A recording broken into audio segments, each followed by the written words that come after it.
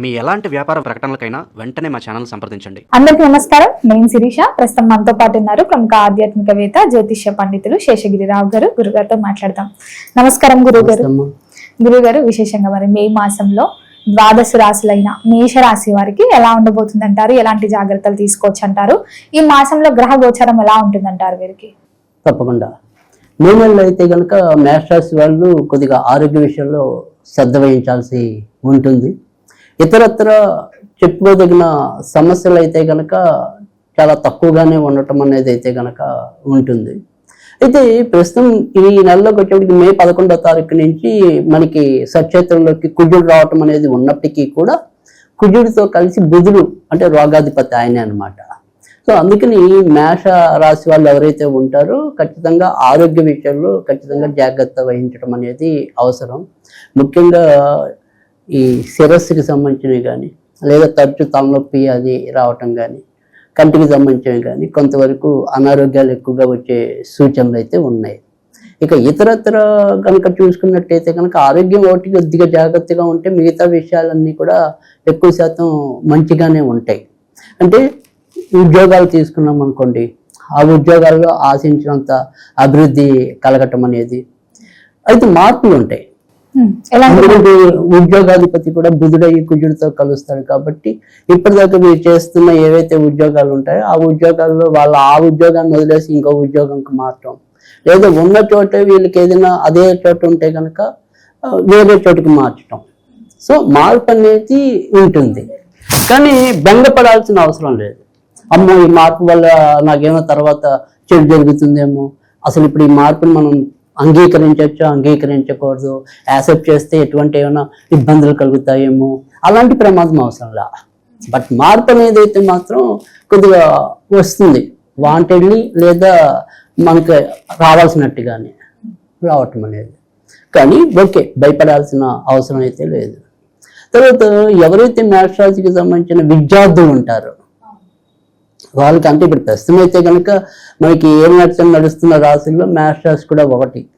So అందుకని అటు ఏం నడిచని వల్ల అనారోగ్యం అనేది ఉంది. ఈ విద్యార్థుల విషయానికి వచ్చేప్పటికి ఏంటంటే సాధారణంగా ఈ ఏం నడిచని ప్రభావం వల్ల ఏదో ఒక దెబ్బలు తగిలించుకోవటం, సో దానివల్ల చదవాల్సిన దాని మీద కొంత దృష్టి తగ్గటం, లేదు ఇవేమీ లేవనుకోండి ఆ ఏం నడిచని వల్ల వీళ్ళకి బద్ధకం, తర్వాత చదువుదాంలే, శుభములో చదివినా వచ్చేస్తుందిలే, అలా వాళ్ళ మీద వాళ్ళకి ఓవర్ కాన్ఫిడెన్స్, నేను చదవగలను నేను రాయగలను. కానీ అది ఇబ్బంది, ఎందుకంటే శని వీళ్ళకి కొంత వ్యతిరేకాధిపతి, అంటే మిత్రుడు కాదు. సో అందుకని ఖచ్చితంగా ఎంతో కొంత ఇబ్బంది పెట్టడం అనేది ఉంటుంది. అందుకని మనమే ఎంతో కొంత జాగ్రత్త తీసుకోవటం అనేది అవసరం. సో కొద్దిగా బద్ధకాన్ని తగ్గించుకుంటే కనుక ఖచ్చితంగా మంచి ఉంటుంది. కానీ ఆ వాయిదా వేసే తత్వము, బద్ధకము, దాన్ని తగ్గించుకోవాలి. తర్వాత రెండోది వచ్చేప్పటికి ఏంటంటే ఇవాళ రోజుల్లో సహజసిద్ధంగా ఏవైతే మనకున్న హ్యాబిట్స్, అంటే కొంతమందికి ఎంతసేపు మిత్రులతో కూడి ఉందాము, అలా దానివల్ల కూడా కొంత ఈ మ్యాచ్ రాసి వాళ్ళకి కూడా కొద్దిగా ఫ్రెండ్స్ ఉంటాయి. సో ఫ్రెండ్స్ ఎవరు లేరనుకోండి, వాళ్ళకున్న పరికరమే పెద్ద ఫ్రెండ్, అంటే మొబైల్ అవ్వచ్చు లేదా గేమింగ్స్ అంటాం కదా, అలాంటివి ఏవైనా కూడా అవే పెద్ద ఫ్రెండ్స్ అయిపోవచ్చు. సో అలా ఆ రకమైన ఇన్ఫ్లుయెన్స్లో కూడా వీళ్ళ పర్సంటేజ్ని తగ్గించేసుకోవచ్చు. కానీ వద్దు, కొద్దిగా శ్రద్ధ పెడితే చాలా మంచి ఫలితాలు వస్తాయి. వివాహ యోగం కూడా ఉందంటే సో ఖచ్చితంగా మేషరాశి వారికి వివాహ యోగం ప్రస్తుతం అయితే కనుక వివాహ కారకుడు కొద్దిగా తృతీయంలో బాగానే మంచి ప్లేస్లోనే ఉండటం అనేది జరిగింది. సో ఈ నెలంతా కూడా మనకి వివాహానికి వీళ్ళకి దానికి సంబంధించిన ప్రయత్నాలు అయితే కనుక ఖచ్చితంగా మొదలెట్టుకోవచ్చు. తర్వాత రెండోది ఏంటంటే కొత్తగా ఇప్పుడు మనకి ఏమంటే యుక్త వయసు రాగానే ఏ మ్యాట్రిమోనీలోనూ నమోదు చేయటం ఇలాంటివి ఉంటాయి కదా. అంటే మనం పెళ్లి చేద్దాం అనుకున్నప్పుడు ఏదో ఒక మ్యాట్రిమోనీనో అలా ఏదో ఒక దాంట్లో మనం పేరు నమోదు చేస్తూ ఉంటాం. సో ఈ నెల కొద్దిగా పేరు నమోదు చేసుకోవడానికి ఖచ్చితంగా మంచి టైము. సో ఆ రకంగా ఏదైనా సరే కొత్తగా మనం మొదలెడదాం అనుకున్నప్పటికీ కూడా ఖచ్చితంగా మొదలెట్టుకోవచ్చు.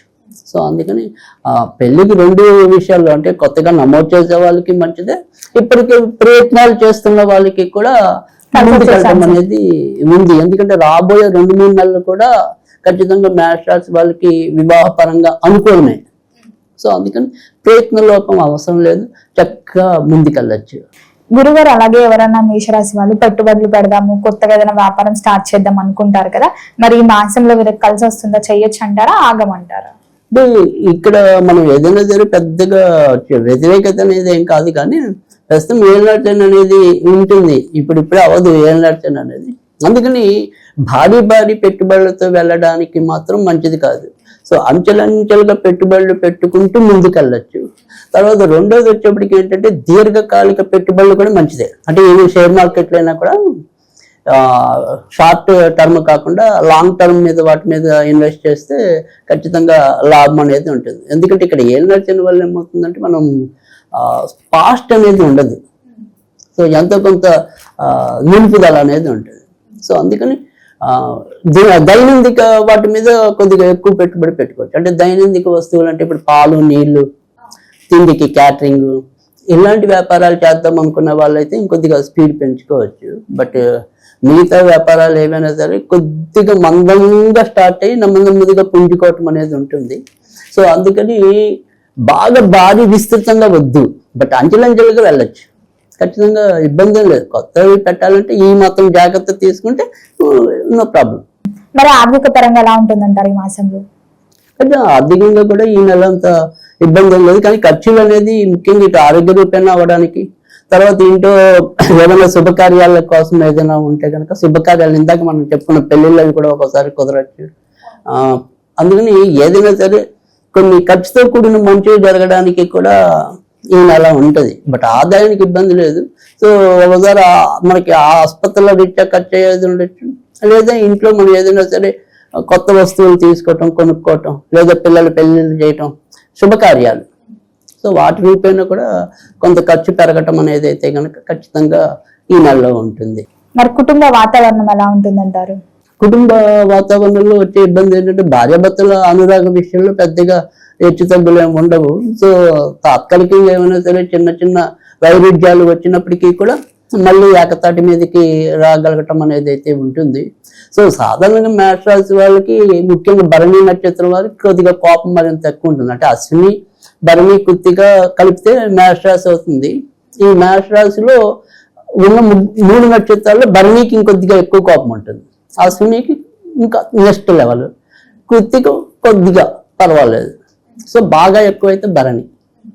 సో అందుకు నా కోపం వచ్చినప్పుడు ఆటోమేటిక్గా అది భర్త అయినా పిల్లలైనా ఎవరి మీదైనా రహిమంటం అనేది అయితే ఉంటుంది. సో అందుకని తాత్కాలికంగా ఆ రకమైన వాతావరణం ఉండొచ్చు, కానీ బట్ అపకారం అయ్యేంత పరిస్థితులు గోచారంలో లేవు. సో అందుకని మన కోపమే మన శత్రువు అని కొన్నిసార్లు మనం తీసుకోవాలి. బట్ ఓకే, ఇక్కడ సహసిద్ధంగా వీళ్ళకుండే కోపం వల్ల ప్రస్తుతం అయితే ఎలాంటి ఉపద్రవాలు సంభవించవు. సో అందుకని అక్కడ కొంతవరకు హ్యాపీగా ఉండటం అనేది అయితే ఉంది. కాకపోతే వచ్చే ఇబ్బంది ఏంటంటే ఇందాక మనం మొదటి నుంచి ఫస్ట్ చెప్పిన సెంటెన్సే ఆరోగ్యం. అంటే జీవిత భాగస్వామ్యంలో ముఖ్యంగా ఎవరైతే ఇప్పుడు సపోజ్ భార్యకి బాగుండలేదు అనుకోండి, భర్త మీద ఆ ప్రభావం ఉంటుంది, లేదా భర్తకు బాగుండలేదు అనుకోండి, భార్య మీద ఆ ప్రభావం ఉంటుంది. సో అందుకని కొద్దిగా ఆ రకంగానే ఇబ్బంది, వాళ్ళిద్దరి మధ్య అసౌకర్యం అనేది ఏదైనా ఉంటే ఆ రకంగా ఉండొచ్చు. మరి గురుగారు, ఈ మేషరాశి వాళ్ళు ఉన్న అన్ని రంగాల వారికి ఈ మాసం అంతా కలిసి రావాలంటే ఏ దైవాన్ని పూజించవచ్చు అంటారు? ఎలాంటి పరిహారాలు చేసుకుంటే వీళ్ళకి బాగుంటుంది అంటారు ఈ మాసంలో? ఖచ్చితంగా ఈ నెల అంతా కూడా మనం ముఖ్యంగా పదే ఆరోగ్యం మీదే ఎక్కువ చెప్తున్నాం కాబట్టి ఖచ్చితంగా ఆరోగ్యంగా బాగుండాలి అంటే కనుక కొద్దిగా వీళ్ళు ఎక్కువ ఆంజనేయ స్వామికి పూజించుకోవటం అనేది చాలా మంచిది. సో ఏమాత్రం కుదిరినా కూడా శనివారాలు అప్పుడప్పుడు ఆంజనేయ స్వామికి వెళ్ళి 19 ప్రదక్షిణాలు చేసినట్టయితే కనుక మంచి ఫలితాలు వస్తాయి. లేదు ఏదైనా సరే ఒక చిన్న మంత్రం లాగానో స్విచ్ వర్డ్ లాగానో అలా ఏదైనా చదువుకోవాలి అనుకుంటే కనుక జై బజరంగ బలి, జై బజరంగ బలి, జై బజరంగ బలి అనేది వీలైన సార్లు చదువుకుంటే కనుక ఖచ్చితంగా మంచి జరగటం అనేది అయితే కనుక ఉంటుంది. గురుగారు, మొత్తం మీద ఈ మాసంలో మేషరాశి వారికి ఎలా ఉండబోతుంది, ఎలాంటి జాగ్రత్తలు తీసుకోవాలో తెలియజేసినందుకు ధన్యవాదాలండి.